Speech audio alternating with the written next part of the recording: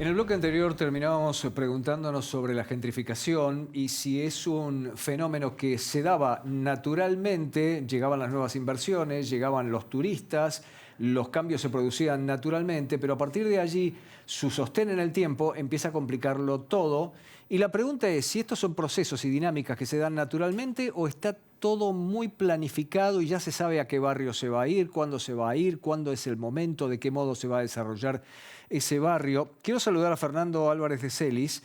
Él es geógrafo, economista urbano, director ejecutivo de la Fundación Tejido Urbano. Fernando, gracias por estar con nosotros. La pregunta queda planteada en la presentación. ¿Qué estás viendo en eso? Mira, claramente muchos fenómenos que hoy son de gentrificación arrancaron como procesos de renovación urbana, promovidos muchas veces por el propio Estado, que ve una zona que está deteriorada y que ahí pone inversiones. El problema es que hay mucha desigualdad territorial, o sea, el Estado no llega a todos lados, sino que llega a ciertos lugares del territorio.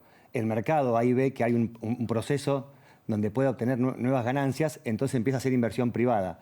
Eso que fue un proceso, digamos, positivo, en un momento empieza a tensionar, en México le llaman la tensión inmobiliaria, entre los habitantes que estaban y los que empiezan a venir. Entonces el mercado empieza, por supuesto, ahí a pedir, y hay un proceso que es nuevo, que es la inquilinización de muchas de las ciudades. Entonces el inquilino queda totalmente, digamos, marginado este proceso y los propietarios de la tierra o de los departamentos deciden cambiar esos inquilinos por inquilinos o nuevos propietarios que tengan mayor poder adquisitivo. Así que ahí se va dando esta rueda de un proceso que nació como renovación urbana y termina con un proceso de gentrificación. Aquí tenemos un punto y es para el otro, Fernando, entre nuestros invitados. Es el Estado promueve un desarrollo determinado y el capital privado empieza a desarrollarlo eventualmente.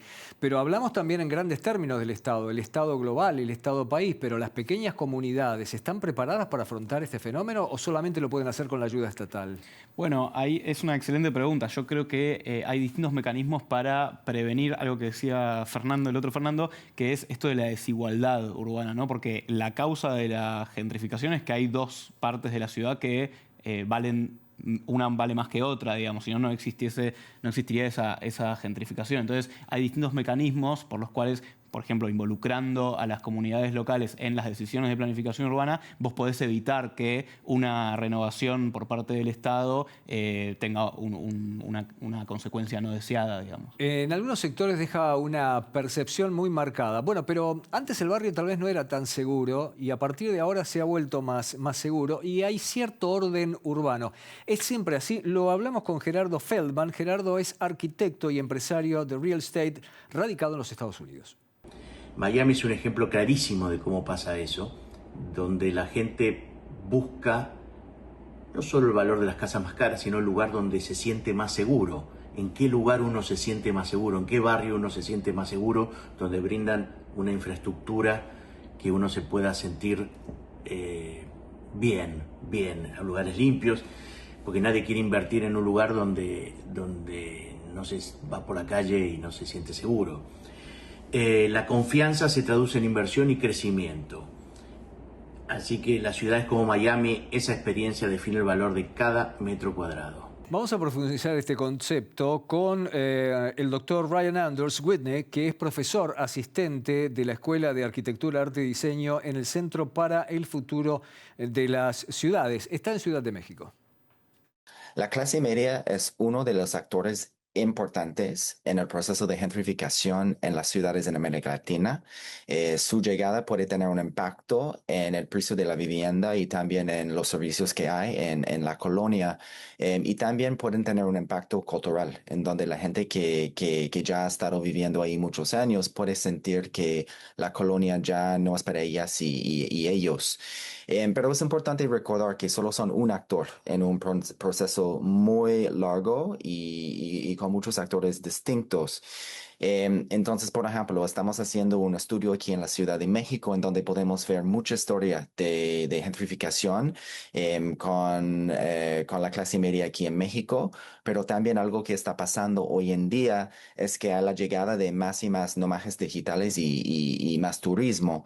Y eso significa que hay un cambio en los precios en algunas colonias y también, por ejemplo, en algunas colonias tenemos casi 20% de la vivienda en rentas de corto plazo. Y y también está cambiando los servicios que hay en la colonia. Pero es importante recordar que hay muchos actores distintos en este proceso y también es importante buscar y encontrar un punto medio.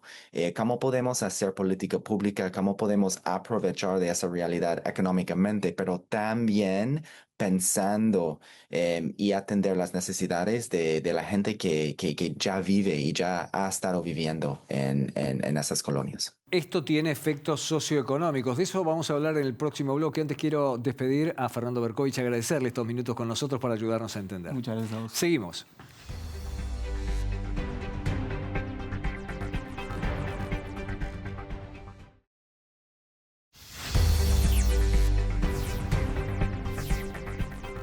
En este tercer capítulo de Conectados vamos a hablar del efecto que podríamos denominar de la doble T, tecnología y turismo. Ustedes se deben estar preguntando, bueno, tecnología, el desarrollo tecnológico es bueno y el turismo también en términos generales se asocia a un derrame de riqueza, cuando menos mejor posibilidad de trabajo y demás. Pero claro, esta dinámica que presenta hoy día requiere planificación, Fernando, y no siempre se tiene. No, tal cual. Digamos, y acá también hay un fenómeno nuevo que es que la tecnología te permite que el turista llegue al interior de un barrio. O sea, puede alquilar un departamento en el 5º piso de un lugar de viviendas, con lo cual antes era el alquiler, o el turista solamente iba a hoteles y estaba bien localizado su lugar en el mapa geográfico de la ciudad. Hoy no, hoy está en todo el barrio, con lo cual, y lo vemos el ejemplo sobre todo en España, que dicen, yo vivía en un lugar tranquilo, hoy a las 3 de la mañana tengo un montón de gente que va, que entra, que sale, un lugar que tenía cierta dinámica de gente que iba a trabajar temprano en la mañana, chicos a la escuela y demás, empieza a tener un lugar mucho más relacionado al turista, con lo cual tiene otros horarios, y convive en todo el mismo edificio. Entonces empieza a aparecer hasta los lugares de convivencia y una cosa que se veía como un beneficio, que era el turismo y el desarrollo económico, se empieza a ver como una problemática social que empieza a invadir las relaciones cotidianas de la vida. Pero vamos a hablar del impacto económico que evidentemente tiene esto en las personas. Lo hicimos con Elizabeth Arboleda Guzmán. Ella es directora de la Escuela del Hábitat, Universidad Nacional de Colombia, en Medellín. Tenemos que entender que los costos económicos de la gentrificación para los habitantes son distintos en un contexto como el latinoamericano a un contexto como el Reino Unido, donde comienza el concepto, o inclusive el europeo, donde, digamos, hay una tradición de estudios mucho más robusta que en el caso nuestro. En el caso latinoamericano, por ejemplo en Colombia o en Medellín, desde donde estoy hablando, hay un costo muy importante asociado a la adaptación que tienen que hacer los habitantes de las zonas a donde llegan después de ser expulsados para precisamente volverlas habitables.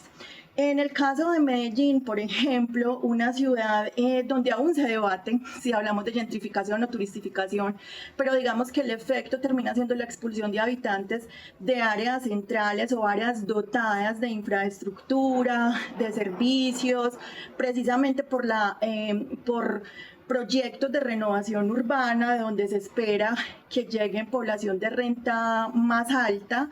Esta población tradicional termina siendo expulsada a los bordes de ciudad, que muchas veces están sometidas a alto riesgo o sometidas a amenazas de origen natural o inclusive tecnológicas, como pueden ser, por ejemplo, botaderos de basura, de residuos, plantas de tratamiento, etc.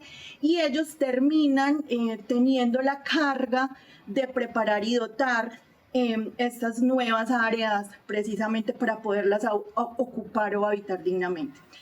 Bueno, Fernando, la cantidad de factores que empiezan a aparecer ya no son solamente factores socioeconómicos en esta dinámica de los barrios, sino también empieza a haber estos nómades producto de los fenómenos naturales, el calentamiento global, personas mayores que deciden con una renta determinada, que en otros países a lo mejor se vive mucho mejor, y llegan y el mercado se prepara para eso, pero desplaza a otras personas. Tenemos una dinámica que está ahí al clic de un botón y que sin embargo le complica mucho la vida a la gente en muchos casos si no se planifica, claro. Tal cual, y la desigualdad urbanas es tan fuerte que alguien tiene un poder adquisitivo mayor, puede decidir dónde ir. Entonces, una persona que trabaja en tecnología y trabaja desde la casa puede decidir un lugar que sea acorde a sus ingresos y entonces se puede desplazar. Hoy el desplazamiento de la población y la movilidad de la población es mucho más que antes. Entonces eso también va generando estas rispideces en la movilidad de aquellos que tienen la capacidad de moverse a lugares mejores y aquellos que no tienen esa capacidad y terminan siendo expulsados. Entonces, esa doble dinámica es la que se ve fuertemente y genera estas tensiones. Y en el contexto del déficit habitacional que se vive en muchos lugares del mundo, la complejidad es todavía mayor.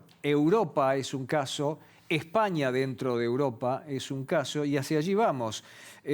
Vamos a hablar con Asunción Blanco Romero, es docente e investigadora de la Universidad Autónoma de Barcelona. Si en un momento determinado hay barrios que no tienen una presencia excesiva de turismo, sí que tienen las consecuencias del desplazamiento de aquellas personas residentes que hasta hace poco vivían en esos centros y que son expulsados ya sea por la falta de alquiler accesible, por esa falta de vivienda que ha ido a manos del sector turístico. Las ciudades entonces se encuentran con una difícil carta a jugar. Reciben turistas, reciben visitantes durante el día, pero cuando nos paseamos por ellas durante la noche son barrios bastante vacíos. La población residente ya no está, por lo cual ya no hay una vida cotidiana y se ve también en los comercios. El comercio ha sido expulsado también por el precio de los alquileres o de la propiedad y por el tipo de alquiler, perdón, por el tipo de comercio que el sector turístico reclama. De manera que deja de dar el servicio de proximidad con el comercio local a los pocos residentes que quedan. Es un debate complejo, es un debate creciente, un debate que no hace otra cosa que avanzar. Y para los estados, especialmente los estados comunitarios, parece que todavía sin una solución clara y está generando tensión social. A eso nos vamos a dedicar en el próximo capítulo, a hablar sobre ese tema.